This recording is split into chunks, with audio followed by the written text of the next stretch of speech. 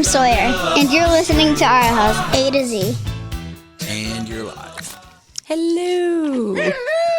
Welcome back. I think I want Ben to do a new introduction for us, Really? like the old school live, like news radio, like and you're live. And we're back! With Zac and Ashley in the You're morning. live Remember?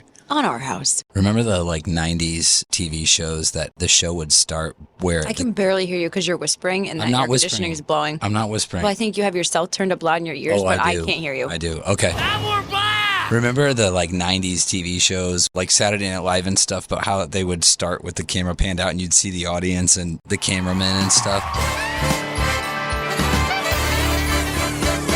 It's Our House A to Z with Pastor Zac Lenz and Pastor Ashley Lenz. Ladies and gentlemen, Pastors Zac and Ashley Lenz. Like the stage set. Is that reminding you of this moment? I don't know why. There's no cameraman. There's was- no stage. Yeah, I know. And there's nothing about any of that on talk radio, so I don't know why my head just put a bunch of old memories And mine went together. right to Mrs. Doubtfire. Oh. Mrs. Doubtfire, that's the one where she says, "Hello, children." Little did we know that cross-dressing would be like this crazy, I don't controversial know if we should epidemic. go there now. Could you make me a woman? Honey, I'm so happy. Matchmaker, matchmaker, make me a match. All I have to say is I don't think that's what Robin Williams was going for at that point. The drag queen that, Yeah, I don't think reads so. to the kindergarten classroom. No. And like, What's their obsession with kids? I don't get it. It's kind of creepy. it's very creepy. But Definitely creepy. You can't read the Bible. But they're literally, the one in Fall River, I think, what the whole reason it got so controversial, it wasn't even because it was a drag queen. It's because they were in there reading a book about prostitution. Oh, geez. And talking about how it was like an honorable career. Like it Babe, was. this is supposed to be an encouraging podcast, and that just makes everybody feel like we're going to hell in a handbasket. Oh, I'm sorry. Yeah. Okay. What I know is we're not going to hell in a handbasket. I'm not worried I about am it not. at all. I am not. I'm not going to hell or anywhere in a handbasket. For that matter. I just want to be clear on that. Do not put this baby in a basket. We had 2 comments on last week's podcast. Did you have any feedback What was last week's podcast again? about why people don't want to hire Christians? Oh, yeah, we did. Oh, we have had some. more than 2 comments, but 2 YouTube comments. Anyway, we had... When you swallow I your know. quiche. I'm eating a Don't be a quiche hero. that actually some Just of the ladies take at the your time. church made from the hospitality team for the staff, and it was really good and really, really sweet. Thank you, So hospitality thank you, ladies. hospitality ladies. Yes. It was really nice. I think a few people were a little shocked, there's no way. Like, people love to hire Christians. And again, a lot of things we talk on here are just broad brushstrokes. They are not like pinning every Christian into a corner. This is based on our experience of talking to a lot of people who say, hey, do you know anybody that's looking for a job? Yeah, exactly. That kind of thing. And business owners. Anyway, so yes, it does we not know. apply to every Christian out there. Christians, if you're listening and you're a really hard worker and your boss loves that you're a Christian because you have so much integrity, so good. Keep it coming. Somebody wrote on the YouTube. Wait, first of all, one person wrote it was no fear and not fear this. Remember, we were Oh, in no a- fear. No in fear. a little bit of a conundrum deciding if it was no fear, the brand was no fear or fear this. They wrote no fear, which was my team. What did I say? Fear not? Fear this. I said fear this? Which that might be a different brand, but I think that the Christian T-shirts they said made in the No Fear. 90s Oh. were from the No Fear brand. I never to had Fear one of Not. those. I did. I did have a Dare to Keep Kids Off Drugs t-shirt, Nice. and I'm really proud of that. You should be. Take a bite out of crime. The second comment, and you're going to have to tell me if you agree with this or not, Okay. said this is fear-mongering. What does that mean? That we're instilling fear into people, petty fear into people that should Wait, about what? About people not wanting to hire Christians? about like not wanting to hire Christians and like using fear as a tactic to get people to work better, Oh. to be better like employees. You're fear-mongering. No, I think if that do you agree with that? I think if that worked, I would have tried it, but it doesn't work. There's a lot of things you can do with fear. There are a lot of results you can achieve with fear, but I don't think that there's a result you can achieve by telling people that they're lazy and that Christians have a bad name because of it. What would the fear thing be? Because if you don't work, that's like your choice. Well, I know, because we did say in the book of Proverbs, it does say like, let the lazy man starve. Yeah. So maybe there's like, maybe there's a healthy fear there that should be mongered up. I don't know. Are you sure we didn't talk about some other subject? Yeah, I mean, I actually went back and listened to the whole podcast because I was like, man, what did I miss? Like, did we say something that was like too intense? They might have just been talking about my like extreme right wing like not in that air podcast. and some messages or something. No, not in that podcast. I'm like, interesting. It's the fear mongering, really? Yeah, I don't know. Now, see, I think of fear mongering as like what happened during COVID. I feel like there's a lot of like, let's do everything we can to get everybody to behave a certain way out of fear. I would call that fear mongering, but I think they feel like we were doing the same thing by saying to be a good employee and like have integrity. Yeah. Okay. Yeah. Well, again, I mean, if you want to go there, I feel like the scripture does like kind of point out some healthy fears. There's some healthy like, hey, like have a fear of this, and it's usually God. But what is God's heart for us? Not to be lazy. I'm going to agree with you. But everybody's entitled to their opinion. Sure. No, absolutely. And a YouTube account. That's right. So. And I listen back, and I will not say that we're fear mongers, but probably more than one person thinks that we are. So we're just going to have to accept that. Yeah. Because people have opinions.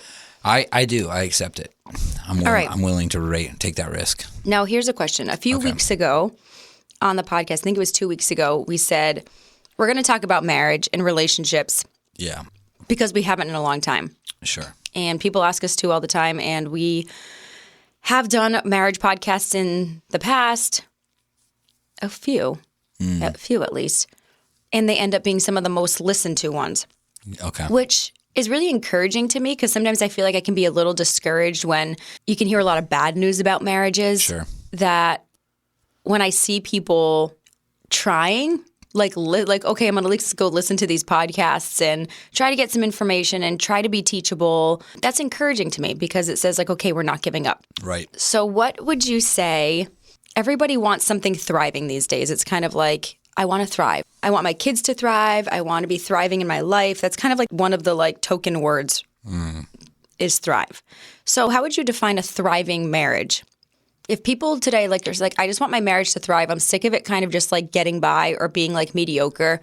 Do you think some of like the thriving makes it almost like unattainable? Like feel like if there's anything bad in your marriage, then people kind of feel like it's not thriving? Ooh, wow. I know it's kind of like a deep, layered question.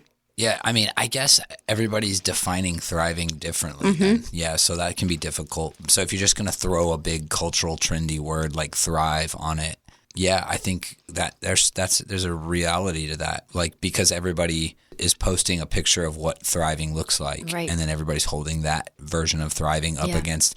Like, you may be out there listening and thriving for your marriage is just hanging on. Right. Like, we're still alive. So that's, like, not dead is thriving. Yeah. But honestly, there's part of me that wants to say, like, high five, keep going. Because absolutely. Well, that's my point. It's like that can be, in this season, that can be your version of thriving. Is that, like, okay, if we like, you're not giving up. If we gave an inch, this would be over. Yeah. So, yes. Like, stay there until you can take back another inch. Right. You know? So let me ask you this. Do you feel like our marriage is thriving? I do. You do? Good. Yeah. I do, but I don't know if this is the place to talk about it or not, but oh no. Just kidding. Actually, now that I have you here alone. I do too. And I think there's some really simple things. I don't think you have to go out and like, you know, talk to a marriage therapist for the rest of your life or to, you know, read 90 books. There's some simple things like All right, what are the simple things? How do we simplify marriage for people to not make it, not feel so complicated, not feel like you're always on the bottom? Yeah. Like trying to like. I'm going to throw one out. Okay. Okay. Simple. Every marriage I know that is what I would call thriving, including ours. Okay. One of the very simple indicators of that marriage or, you know, characteristics of that marriage is that people like do everything together.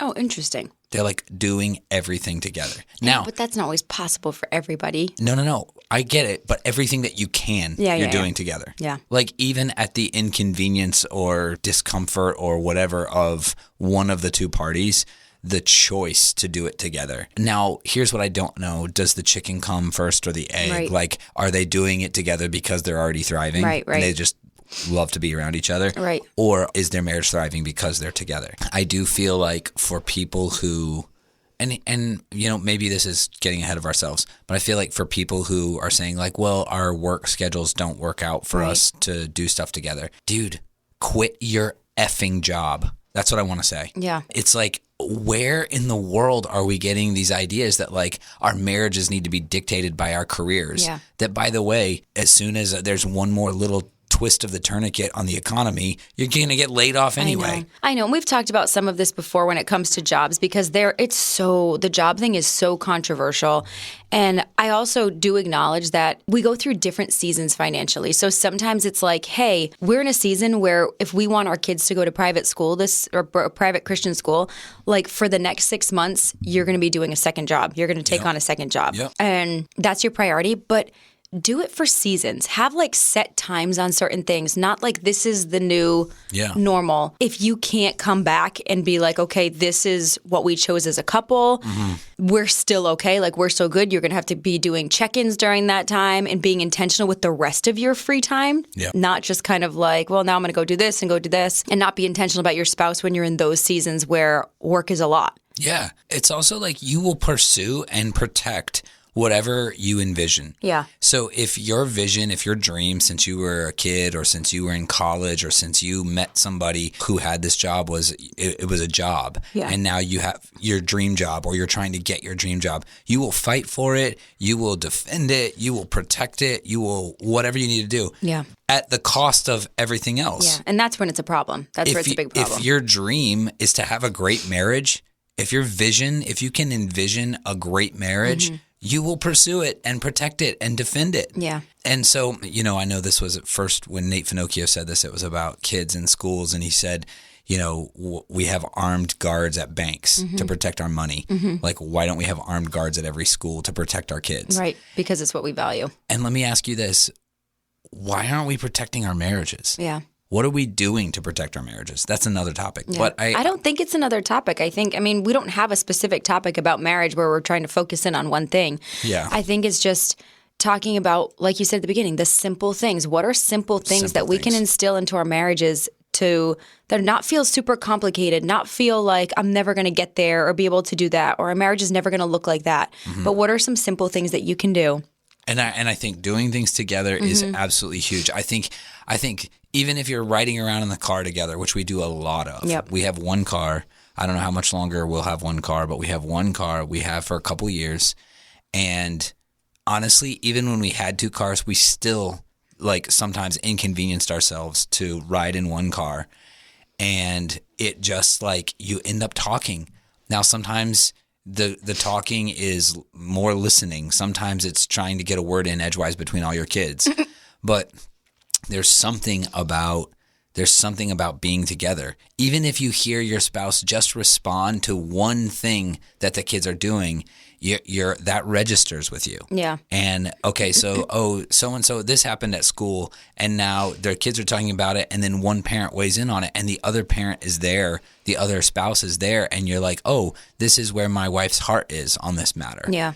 And it registers with you.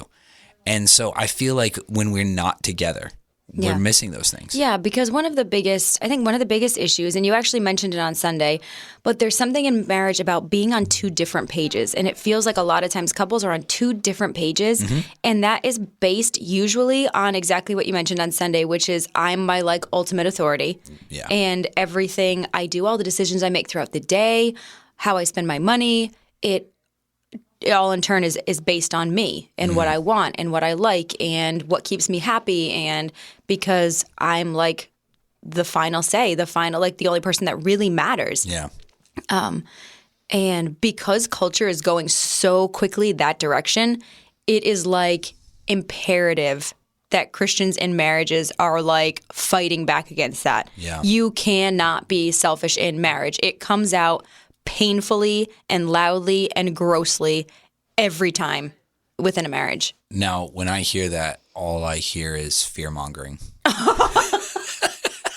Maybe I am the fear mongerer. Yeah, I'm going to call you that from now on. Well, whatever it takes. The deal is that the being on the separate pages thing is, you can say, well, it's because this is just where my wife's at and this is where I'm at. Or, this is just, people can say we're on different pages spiritually. We're on different pages, with the kids. We're on different pages, whatever, blah, blah, blah. You can do it politically. You can do a million different things there.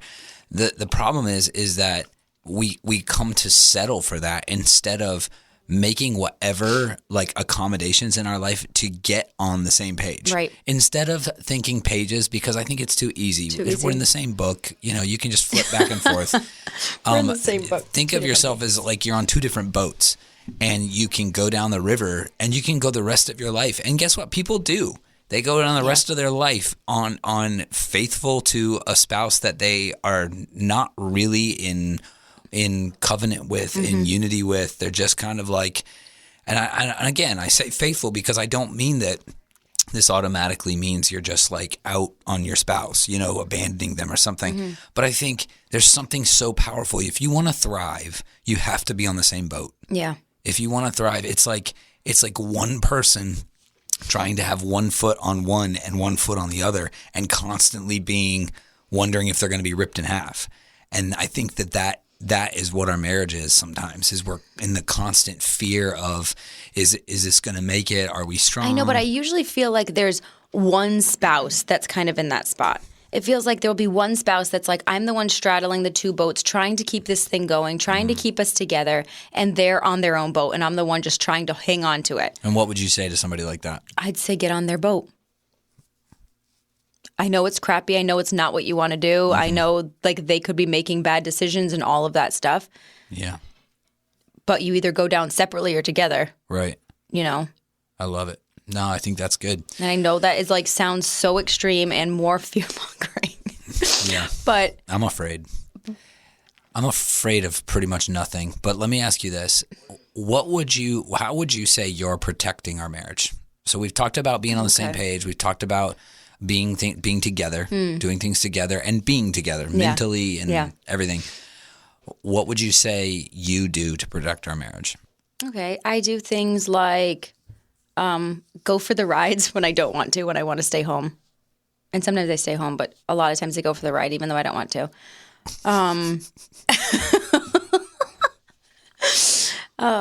I schedule a lot of home nights into the calendar. To be intentional, to have time together. I beg for vacation because that's all I can do, and then I'll schedule it once you give the green light. You beg. I beg for a vacation that's not ministry related, but Yeah. one day. What else do I do? This is a lot of things. I could just but I think you're intentional to do things that you would not do normally. Yeah. And I think that's, again, that to me that maybe is why it goes along with doing things together, because I have a giant list of things I do. I feel to protect our marriage. Yeah. I don't know. I feel no, it's good. I want people to hedges kind of things. Sure, everything.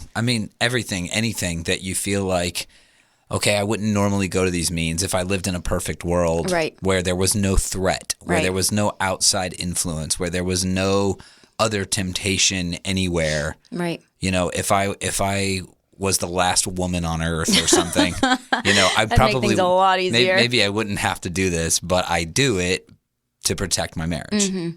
So, and I guess the sexual thing is another whole part. I know, that's a whole nother thing. But I feel marriages can easily be distracted. You know, I think that they can take on projects and they can take on campaigns and pursue. Hey, P.S. I think a project's a great idea to do together.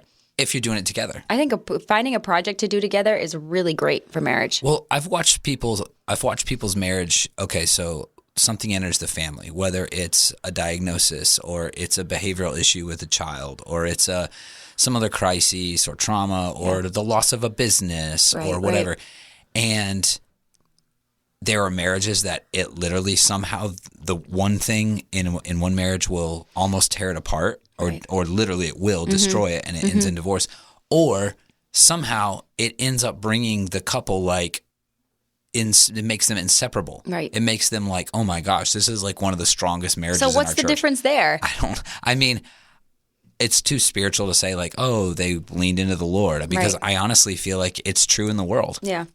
I think it's true of atheists. I know. When I said do a project together, I automatically went to like a house construction project, but that is like one of the like biggest like issues. Divorce catalysts for people in marriage is doing home renovations together. Remember The Money Pit with Tom Hanks? I know you love that movie, but I don't know if I've ever seen it. Okay. It was they bought like a huge house, like they got it cheap and they like almost lost their marriage in the renovation process. It's terrible, and we see that too. Yeah. So it is like, how do you go into like hard things? Now, see, we've taken on a lot of projects, and I don't feel ever like it's been a strain on our marriage. Do you? Has there ever been a time when strain on our marriage? I mean, we're both really opinionated when it comes to like house stuff, decoration, color, paint color, floor colors. That's true. Well, I did have to contact a lawyer about what color the cabinets were going to be. No, but things like that, I mean, we're really opinionated on. We are. So that's a good example. So how do we do that and not like want to kill each other? Because, I mean, I feel like you always say not to compromise in marriage, which is one of the things I always strongly disagree with. But you've compromised. A lot. I mean, like I think about that all the time. I think about that every time I sweep the floors in our house. Why? Because I never wanted that floor color. Oh. But it was like you were like, it has to be dark wood. And I think there's just things like that. You just get over it. You're just like, okay, there's some things that I really want, and I'm going to pick this mountain to die on and let the other ones go. Yeah. Let some of them go. I think people don't want to let anything go. It's like my way or the highway. I went with Please don't say I picked the house. Please don't say that again. You can only say that so many times. You're going to say I picked the house again? Well, no. Are you going to say that? No, I won't say that. What were you going to say? I was going to say I didn't really want our house. See, so I was like throwing him on, okay? Like, he didn't want this house. I love this house, and I will go with the dark floor covers. But I knew that you really liked it. I knew that you really liked it. You were like, this is like our forever house. And I was like, okay, like, I mean, you liked it so much. You did not like it. Can you not say you didn't like our house? That is not true. Okay, I didn't want it. I didn't want our house. Here's the deal. I won't say I didn't like it. Here's the deal. When it came to a house, Zach was fine with me. I actually had just delivered Willa. Yep. And you were happier to have me with 4 kids, 4 and under, in a shack if there was like a big piece of property behind it. It did not matter what we lived in. The house never mattered. It was all about the property and the land. It's good to have land. So I had to think. I had to think for the sake of the whole family and not the individual. I hated our yard when we looked at our house. I'm like, this is terrible. But I feel like it didn't matter because what mattered was that you loved it. Like I could see it in your eyes. We like pull up to the house and it was like, oh my God, she loves this house. So guess what? This is where we're moving. There's something structurally about it that's so perfect to me. Yeah, you love it. I love it. I love that you love it. And I got the church, right? I got the church in my dreams. Right here in the Swansea Mall. Is it? I feel like it's that the compromise thing, the reason why I say that compromise is not a part of a thriving marriage or compromise is not the key to a happy marriage is because I feel like then nobody gets what they want. That's what you usually say. Well, because your mindset is this. It's not that compromise doesn't happen. I understand compromise happens, but when you go into it, you're thinking, okay, what is the least amount that I can give up in order to still get what I want? Like, that's what compromise is. I don't think you have to go into compromise like that. I think it's kind of like the thing, like you pick your battles. You're not going to fight everything. You pick the things that are really like near and dear to your heart. And when the thing that is like really near and dear to your heart, because I get this all the time from people like, no, this is like the one thing I've let everything else go. And this is the one thing like I feel like I can't. Mm-hmm. I'm kind of like, all right, now it takes your presentation to your spouse. Yep. How are you going to present this thing to your spouse and not like I'm going to stomp my foot and say, this is the one thing I want? Like, how are we going to present this from your actual heart? Yeah. Communication is key in marriage. And we've done a podcast on marriage communication, and I think we'll do one again.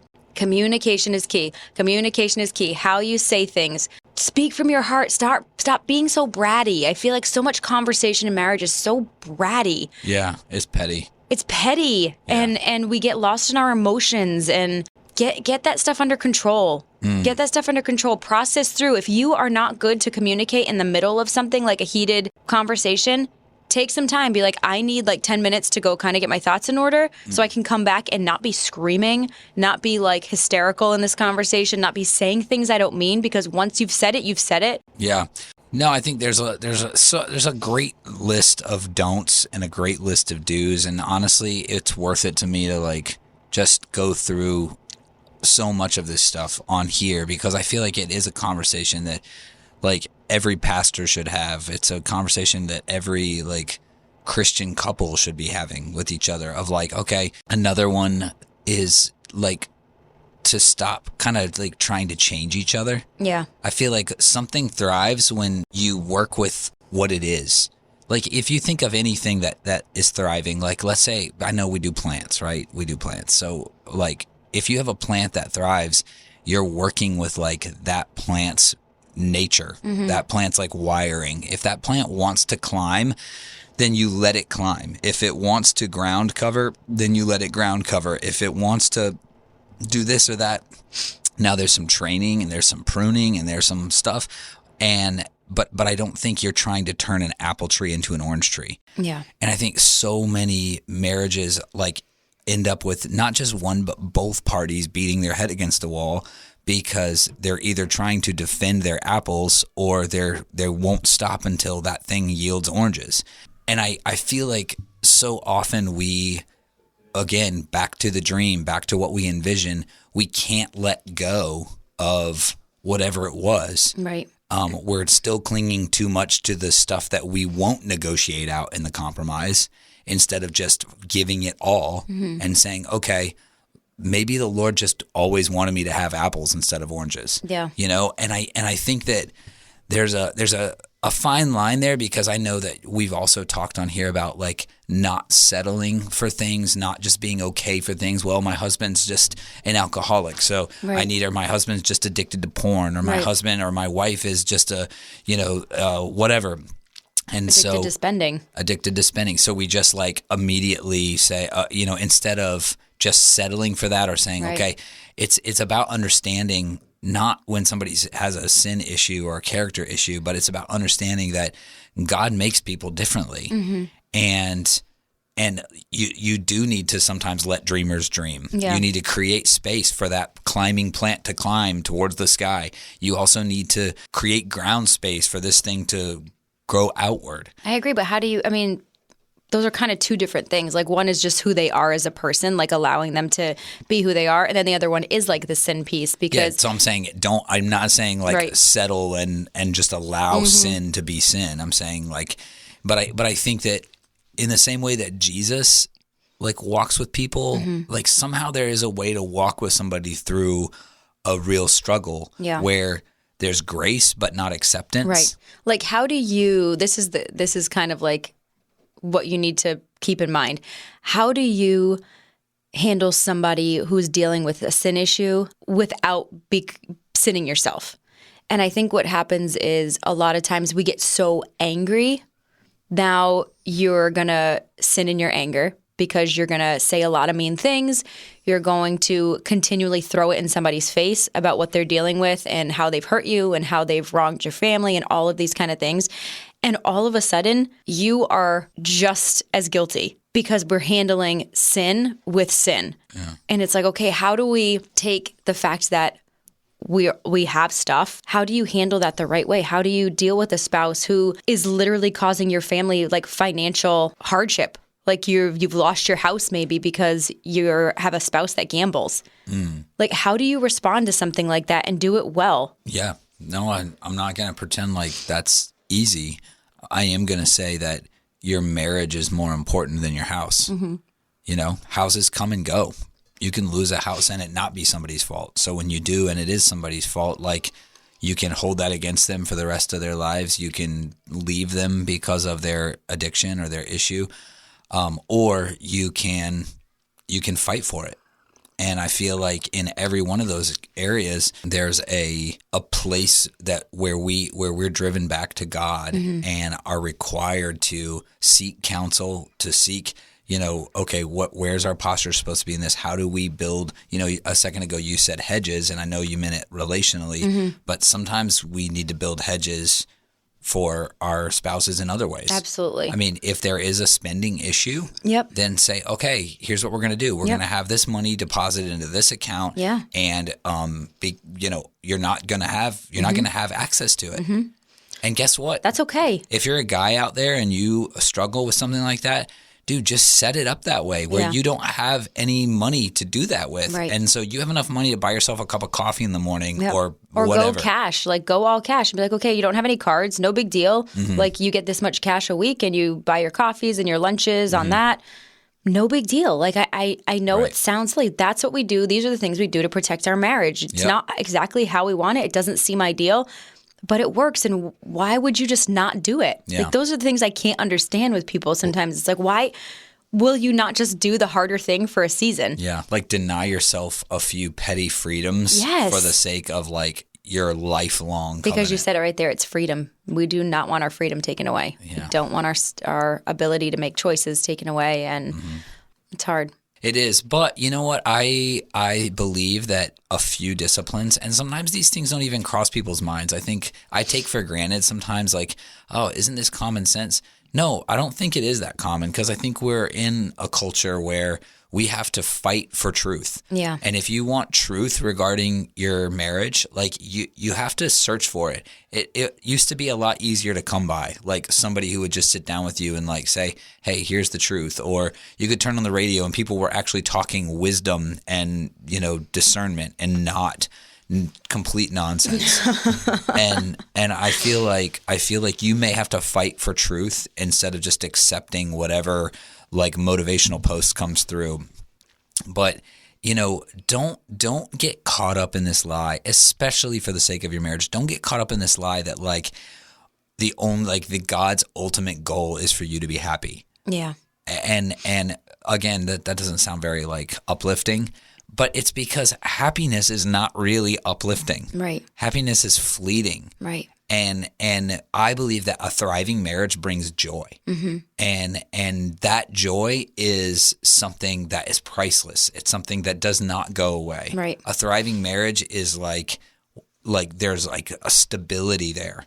It's like confidence there. It's peace there. And it is because that covenant, when it's healthy, is indicative of the Father. Right. Of the Father's heart. Now, what do you think you do to protect our marriage? Oh, so many things. I mean, I feel And like... don't say bring ice cream from the ice cream barn. Oh, that was just the cherry on top. Yeah, I'll do that. I learned that trick from Steve. Thank you, Steve Paiva. No, you know what? I just feel like for me, and everybody's wired differently, right? So for me, it's about, like, constantly having you in mind. Like, if I'm always thinking about you, That's how you protect our marriage? Well, because I think that every decision that I make, and for men, it is different than if it is for women. But I feel like for men, it's like, if I'm thinking about my wife and my kids, but especially my wife, if I'm thinking about, okay, what is your heart on this? Because it would be easy for me to go and, like, make decisions and, like, pursue things or do things or plan things or whatever based on, like, what I think is best. But really, my new best needs to be, like, our marriage's best. And so that's something I have to protect. Is not just, okay, like, it's fine, I'm just going to trust that it's always there. But it's, like, protecting the idea of it being better. Protecting the goal or the vision of it being even healthier or even more thriving than it is now. And I think that in the past, like, we've gone through some really tough things. And I think of even leaving that church, leaving our former church on, like, abruptly, and which wasn't really abruptly, but it was. And like not knowing where the next paycheck was going to come from, and like, you know, you having a 1-year-old, not even one, and being pregnant. I always think back on that time of how it was something that I think maybe if I hadn't been married, I would not have had as much to protect. And I feel like even in the ways that I pursued the Lord, it was for us. It was for our marriage. And I want to encourage, especially guys out there who you're in like crisis moments right now, or you're in really difficult seasons or at difficult crossroads. Like, don't pursue God for your best. Pursue God for your marriage's best. Does that make sense? Yeah, it makes sense. It might be seemingly like, oh, maybe some people just automatically do that. I'm probably more by default a very selfish person. So like maybe it takes me a little bit more discipline to always bear in mind something other than just very me. Vulnerable of you, babe. Thanks for being so transparent in front of all our friends. Aren't you so grateful? So grateful. Yeah. But yeah, I think that there's a lot of things that we can do, but I think it just depends on what side of your marriage is exposed, like how you protect your marriage. I feel like all sides of our marriage are constantly exposed, but I don't think so. I don't feel like, whereas I feel very impenetrable in a lot of ways. I know I don't mean that like, yeah. I don't mean vulnerable. Yeah. I just mean exposed. Visible. Sure. Visible. Absolutely. Absolutely. But, you've got to know. And guess what? It's loud and clear. The Lord is in his grace. Make sure that we know, and he'll make sure you, listener out there, that you know what areas of your marriage are exposed or are vulnerable. Right. So you won't miss that. Yeah. But when you do find out what it is, don't just accept it. Like, fight for it, defend it, protect it, and log the hours. Yeah. And I think try not to be overwhelmed with how bad you think it is. I think a lot of times there are simple answers to really complicated situations. And that's kind of why I was encouraging Zac in the beginning, like, oh, but let's come up with some like simple things to encourage everybody with. But start with something. Start with like one thing that you know you have the ability to change. You have the ability to control, switch up, make a better decision on, make a selfless decision on. Right. Come up with something and just start there. Just start there, one thing at a time. Yeah. And it's literally just little small changes. I feel like little small like selfless acts. Then all of a sudden you build on top of that, and you've gotten a lot farther than you thought you ever could. So good. You know, does that make sense? Absolutely. I love it.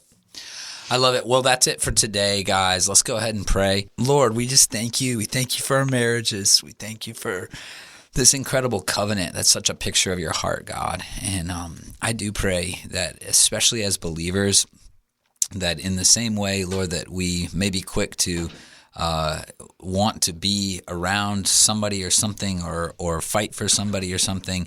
God, I pray that our marriages would become greater than ourselves in our own eyes, Lord. We know that that when you say the two become one, Lord, that one is something greater. It's something bigger. It's even greater than the sum of its parts, because you're invested in it, Lord. And so I pray, Lord, that we would begin to see our marriages the way that you see them, that we would, Lord, protect them and steward them as a treasure, Lord, that's been invested in us as we invest in each other. And so we love you and we thank you. In Jesus' name we pray. Amen. Amen. All right, Our House friends and family, thank you for stopping by today, and we'll see you next Friday on Our House. This is Messer. And I'm Willa. This is Our House from A to Z. Thanks for coming over. Mother. It's a rite of passage. Mother, I crave violence. Ba-down, ba-down, ba-down, ba-down, ba-down, ba-down.